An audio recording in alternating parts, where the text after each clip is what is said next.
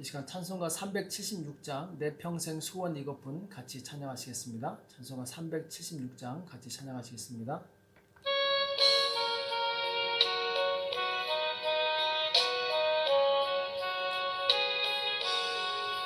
내 평생 소원 이것뿐 주의 일 하다가 이 세상 이별하는 날 주 앞에 가리다. 꿈같이 헛된 세상 일 취할 것 무엇냐. 이 수고함만 하여도 헛된 것뿐일세. 불같은 시험 많으나 겁내지 맙시다. 구주의 권능 크시니 이기고 남겠네. 금보다 귀한 믿음은 참 보배 되도다. 이 진리 믿는 사람들 다 복을 받겠네. 살같이 빠른 광음을 주 위에 아끼세. 온 몸과 마음을 바치고 힘써서 일하세. 아멘. 이 시간 다 같이 기도하시겠습니다. 살아계신 하나님 아버지, 이 새벽에 저희들을 불러주시고 하나님 앞에 나올 수 있도록 은혜 주심을 감사합니다. 주의 성령님 우리 가운데 역사하사 짧은 인생을 사는 동안 오직 주님의 영광을 위해 살 수 있도록 도와주시옵소서. 하늘에 소망을 두고 죄와 싸우며 전쟁할 수 있도록 역사하여 주시옵소서. 오늘도 우리에게 주시는 말씀을 듣기 원하오니 주는 말씀하여 주시옵시고 깨닫는 은혜가 있도록 도와주시옵소서. 이 시간 주께서 함께 해주실 것을 믿고 감사하며 예수님의 이름으로 간절히 기도합나이다.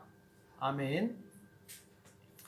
하나님의 말씀 시편 41편 9절에서 13절까지 말씀을 보시겠습니다. 시편 41편 9절에서 13절까지 말씀 같이 한 목소리로 합독하도록 하겠습니다. 같이 읽겠습니다. 시작. 나의 신뢰하는 바 내 떡을 먹던 나의 가까운 친구도 나를 대적하여 그 발꿈치를 들었나이다. 그러하오나 주 여호와여 나를 긍휼히 여기시고 일으키사 나로 저희에게 보복하게 하소서. 나의 원수가 승리치 못하므로 주께서 나를 기뻐하시는 줄을 내가 아나이다. 주께서 나를 나의 완전한 중에 붙드시고 영영이 주의 앞에 세우시나이다. 여호와 이스라엘의 하나님을 영원부터 영원까지 찬송할지로다. 아멘. 아멘. 의인을 완전케 하시는 하나님, 의인을 완전케 하시는 하나님이란 제목으로 같이 말씀을 나누겠습니다. 오늘 시편 41편은 시편의 이제 5권 중에 1권의 마지막 시편이 되죠. 이 시는 이제 다윗이 압살롬에 반역해서 고난 당할 때, 혹은 그 친구 아히도벨이 이 다윗을 배신했을 때, 그때 이제 자신의 병으로 고생할 때 지은 것으로 추정이 됩니다. 그러니까 지금 다윗은 이 반란으로 인해서 굉장히 위태한 상황이었고, 또 질병으로 인해서 굉장히 고통스러운, 그야말로 사면초가의 어려운 상황이었습니다. 이 어려운 시기에 하나님께 부르짖어 기도하는 것이죠. 그래서 1절에서 3절까지는 이제 하나님께서 의로운 자를 도우신다, 이런 내용이고, 4절에서 10절까지는 이제 적의 공격 아래에 있는 다윗의 모습, 상황, 그리고 11절에서 13절은 이제 다윗이 결국은 승리할 것이다, 이 승리에 대한 확신을 말씀하고 있습니다. 자, 그래서 1절에서 3절을 보면은 이렇게 기도합니다. 빈약한 자를 권고하는 자가 복이 있으며 재앙의 날에 여호와께서 저를 건지시리로다. 자, 여기서 빈약한 자는 이제 다윗을 말하는 거죠. 여호와께서 저를 보호하사 살게 하시리니 저가 세상에서 복을 받을 것이라. 주여 저를 그 원수의 뜻에 맡기지 마소서. 여호와께서 쇠약한 병상에서 저를 붙드시고 저희 병중 그 자리를 다 고쳐 펴시나이다. 이렇게 고백하고 있습니다. 자, 지금 다윗이 환난 가운데 있을 때 두 부류의 사람이 존재하게 됩니다. 첫 번째는 이 다윗을 찾아와서 슬퍼하면서 위로한 사람들이죠. 또 반대로 이 다윗이 환난 중에 있다고 하니까 기뻐하고 그리고 다윗이 빨리 죽기를 바라는 그런 부류의 사람들이 있었어요. 이 다윗이 압살롬의 이 반란을 피해서 이 피난길에 올랐을 때 하나님을 사랑하는 많은 성도들이 또 제사장들이 이 다윗이 당하는 고통을 애통해하며 그리고 함께 울어주게 됩니다. 그리고 그 중에는 이 자신의 재산을 털어서 다윗과 그 함께하는 사람들을 공양한 그런 사람도 있었죠. 자, 반대로 다윗이 피난길에 올랐을 때 시므이처럼 티끌을 날리면서 다윗을 저주한 사람도 있습니다. 또 다윗의 정말 절친이었던 아히도벨이라는 사람이 다윗을 배반하고 이 압살롬 편에 붙게 되죠. 자, 여기서 다윗은 하나님을 상징하는 하나님을 사랑하는 의인을 상징합니다. 곧 다윗은 의인의 대표성을 띠는 사람으로 상징되고 있죠. 그래서 이 다윗을 사랑하는 사람은 곧 하나님을 사랑하는 사람이고 또 다윗을 미워하는 사람은 곧 하나님을 미워하는 사람이라고 볼 수 있습니다. 그래서 다윗이 병들고 고난 중에 있을 때 이 다윗을 찾아 위로하고 힘을 준 자에 대해서 다윗은 그들은 하나님께 복을 받고 원수의 손에서 벗어날 것이다. 이렇게 축복하는 내용이 바로 1절에서 3절까지 내용이죠. 자, 이 땅에서 의인과 악인을 구분하는 기준 중에 하나가 무엇이냐? 바로 하나님을 사랑하는 사람이 고난당할 때 어떤 태도를 취하느냐, 여기에 따라서 의인과 악인이 갈라지게 됩니다. 하나님의 사랑하는 사람, 곧 주의 종이 고난당할 때 의인은 그를 찾아서 위로하고 힘을 주지만 악인은 그를 더 힘들게 합니다. 자, 악인은 의인이 고통당할 때 어떻게 힘들게 하는가? 여기에 대해서 5절에서 9절까지 말씀하고 있죠. 나의 원수가 내게 대하여 악담하기를, 자, 나의 원수가 내게 대하여 악담한다 이렇게 말씀하고 있습니다. 지금 다윗을 미워하는 사람들이 무엇을 하느냐, 어떤 행동을 취하느냐, 악담한다라는 거죠. 그러면서 저가 어느 때나 죽고 그 이름이 언제나 멸망할 거하며 나를 보러 와서는 거짓을 말하고 그 중심에 간악을 쌓았다가 나가서는 이를 광포하오며 나를 미워하는 자가 다 내게 대하여 수군거리고 나를 해하려고 꾀하며 이르기를 악한 병이 저에게 들었으니 이제 저가 눕고 다시 일지 못하리라 하오며 나의 신뢰하는 바 내 떡을 먹던 나의 가까운 친구도 나를 대적하여 그 발꿈치를 들었나이다. 자, 여기 보면은 이 다윗의 원수는 곧 하나님의 이 원수를 의미합니다. 왜냐하면 다윗을 미워했던 자들은 하나님을 두려워하지 않는 그런 신앙이 없는 사람들이었기 때문에 그렇습니다. 나무는 열매로 아는 것입니다. 악인의 특징은 바로 그 입의 열매로 알 수 있는 것입니다. 그래서 악인은 악담을 해요. 자, 여기 보면은 의인이 언제나 죽고 그 이름이 언제나 멸망당하고 악담을 하죠. 또 이 거짓말을 합니다. 그 중심에 악한 마음을 품고 있다가 의인에게 그것을 쏟아버리게 돼요. 악인은 서로 마음이 맞는 자들과 함께 수군거리고 그리고 의인을 해하려고 계획하고 또 너는 다시 병중에서 일어나지 못할 것이다. 그 사람을 악담하게 되죠. 심지어 오늘 9절에 보면은 다윗과 함께 음식을 나누었던 친구가 대적해서 발꿈치를 들었다 이렇게 표현하고 있습니다. 여기서 발꿈치를 들었다는 표현은 발로 차는 행동을 말하는데 은혜를 베풀었지만 도리어 악을 갚는 사람, 배은망덕한 사람을 의미합니다. 자, 이처럼 악인들은 그 입에 악담을 하고 그리고 배은망덕합니다. 이것이 악인의 특징이죠. 그러나 하나님은 다윗이 병들었을 때 저주하고 악담한 자들을 다 물리쳐 주시고 다윗을 다시 세워주시게 됩니다.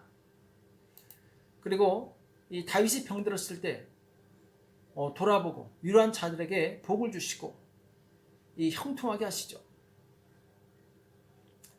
자, 의로운 사람이 고난 당할 때 마음을 같이 하는 사람이 곧 하나님 편에 있는 사람이고, 그리고 하나님께 복을 받을 사람입니다. 10절에 보면은 다윗이 악인들에 대해서 보복하게 해달라고 기도하는 내용이 나옵니다. 그러하오나 주 여호와여, 나를 긍휼히 여기시고 일으키사 나로 저에게 보복하게 하소서. 자, 지금 시인은 원수에게 보복하게 해달라고 기도하고 있어요. 자, 이것은 우리 예수님을 믿는 사람들에게 맞지 않는 기도처럼 보입니다. 왜냐하면 예수님께서는 원수를 사랑하고 핍박하는 자를 위해서 기도하라고 말씀하셨기 때문에 그렇습니다. 자, 그럼 여기서 우리는 혼란이 옵니다. 예수님께서는 원수를 사랑하라고 말씀하셨는데 지금 다윗은 원수에게 보복하게 해달라고 기도하고 있어요. 자, 어느 것이 맞는 것입니까? 지금 다윗이 자기를 힘들게 하는 원수들에 대해서 보복하게 해달라고 기도한다면 그럼 다윗이 믿음이 없거나 혹은 약한 사람입니까? 그렇지 않습니다. 아까 분명히 다윗은 의인을 대표한다고 말씀하고 있어요. 자, 여기서 이 보복하게 한다, 이 말은 예수님의 말씀과 대치되는 것이 아닙니다. 자, 지금 다윗의 원수들이 하나님이 세우신 왕 다윗을 해롭게 하는 것은 결국 하나님의 영광을 짓밟는 것과 똑같은 것입니다. 다윗을 대적하는 것은 곧 하나님의 종을 대적하는 것이기 때문에 하나님을 대적하는 것과 똑같다는 것이죠. 그래서 다윗을 조롱하며 핍박한 자들을 다윗 개인만을 향하여 그런 것이 아니라 하나님의 영광을 더럽힌 그런 행동이었던 것이죠. 그렇기 때문에 다윗은 원수들을 보복해서 저들로 넘어지게 하는 것이 곧 하나님의 영광을 회복하는 것이다, 이렇게 믿고 있었던 것입니다. 이것은 결코 개인적인 복수가 아니었습니다. 하나님을 대적하는 자들에 대한 하나님의 징계를 의미합니다. 사도 바울도 정말 사랑의 사도죠. 고린도전서 13장에 보면은 정말 사랑에 대해서 아주 자세하게 쓴 사람이 바로 바울입니다. 자, 그런데 이 바울이 디모데전서 1장 20절에서는 이렇게 말씀하고 있어요. 그 가운데 호메네오와 알렉산더가 있으니 내가 사단에게 내어준 것은 저희를 징계를 받아 회방하지 말게 하려 함이니, 이렇게 말씀하고 있어요. 자, 지금 사랑의 사도 바울이 호메네오와 알렉산더에 대해서 사단에게 내어주었다, 그래서 징계를 받게 했다, 이렇게 말씀하고 있습니다. 자, 지금 이 사도 바울은 이 사람들에서 왜 이 사단에게 내어주고 징계를 받게 했는가? 자, 이것은 사도 바울 개인을 회방한 것이 아니라 곧 하나님의 일을 하는 말씀을 맡은 자에 대한 회방, 이러한 것에 대한 하나님의 징계를 의미하게 되는 것입니다. 자, 하나님은 사랑의 하나님이시지만 이 사랑은 반드시 공의 안에서의 사랑입니다. 공의가 없는 사랑은 의미가 없어요. 하나님의 영광이 훼손되는 것에 대해서는 하나님께서는 굉장히 단호하시게 징계하신다는 것입니다. 자, 아나니아와 삽비라도 정말 믿는 사람이었어요. 신실한 성도들이었습니다. 재산을 팔아서 재산을 바칠 정도로 정말 믿음이 있는 사람들이었어요. 자, 그런데 그들이 재산 일부를 감추고 성령을 속이니까 하나님께서 그들을 즉시 죽이십니다. 자, 왜 사랑의 하나님께서 자기 성도들을 용서하지 않으시고 바로 죽이셨습니까? 왜냐하면 하나님은 그분의 영광이 훼손되는 것을 결코 용납하지 않으시기 때문에 그렇습니다. 성도는 사랑의 사람인 동시에 공의의 사람이 되어야 됩니다. 하나님을 향한 정의감이 있어야 돼요. 성도는 하나님의 이름이 모욕당하게 되었을 때는 침묵해서는 안 됩니다. 일어나서 싸워야 됩니다. 하나님의 영광을 찾아드리는 것이 바로 이 보복행위라고 표현할 수 있어요. 이것은 악한 보복이 아니라 하나님의 영광을 되찾는 선한 보복이라는 것이죠. 자, 그렇다고 주먹을 쥐고 같이 혈기를 내며 싸우라는 것이 아닙니다. 진실을 용기 있게 말할 수 있는 사람, 비겁하게 뒤로 숨지 말고 과감하게 진리를 위해서 맞서 싸우는 그것을 의미합니다. 또 11절에 보면은 나의 원수가 승리치 못함으로 주께서 나를 기뻐하시는 줄을 내가 아나이다. 나의 원수가 승리치 못함으로 이렇게 표현하고 있어요. 만약 악인이 승리한다면 하나님의 영광은 땅에 떨어지게 되어 있습니다. 악인의 계획이 실패하고 의인이 살아날 때 곧 하나님이 승리하시는 것입니다. 압살롬은 반란을 일으켰어요. 그리고 아히도벨은 좋은 계략으로 다윗을 죽이려고 했습니다. 그러나 모두 실패하고 맙니다. 결국 다윗이 이겨서 예루살렘 성에 입성하게 되죠.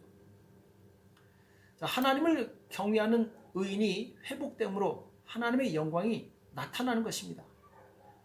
하나님은 하나님을 기뻐하는 자를 위해서 일하시고 그 사람으로 하여금 승리를 얻게 하십니다. 12절에 보면은 주께서 나를 나의 완전한 중에 붙드시고 영영이 주의 앞에 세우시나이다 이렇게 말씀하고 있어요.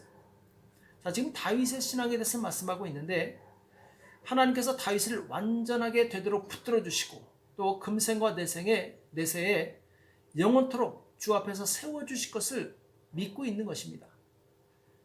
지금 비록 상황이 어렵지만 병들고 적들에게 포위되어 있지만 다윗에게 믿음이 있습니다. 어떤 믿음이냐? 하나님께서 내 병을 치료해 주시고 그리고 나를 둘러싼 이 대적들을 능히 이기게 하신다라는 것. 여기에 대한 믿음이 있었던 것이죠.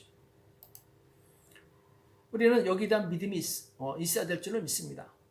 하나님께서는 하나님을 사랑하고 하나님의 뜻대로 행하는 자의 편에 서셔서 그 사람을 위기에서 구원해 주시고 모든 질병에서 치료해 주시는 능력의 하나님이십니다.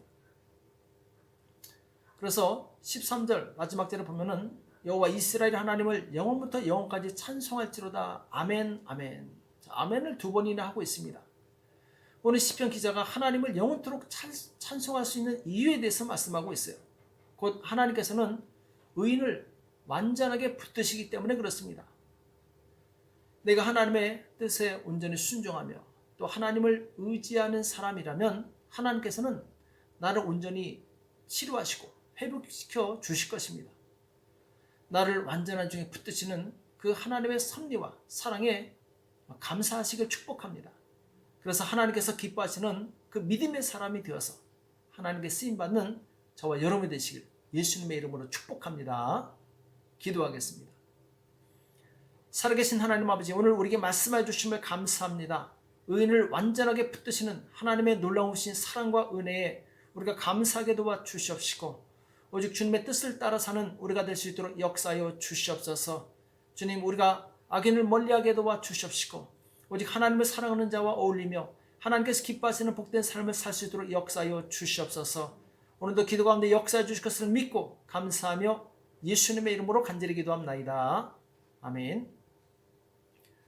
오늘 말씀 기억하시면서 하나님, 내가 하나님 편에 서서 의를 행하는 사람이 될 수 있도록 도와달라고, 나의 모든 고난과 질병 가운데 나를 완전케 해주시고 치료해달라고, 나라와 민족을 위해서 교회와 가정과 자녀를 위해서 이 시간 합심해서 간절히 기도하겠습니다.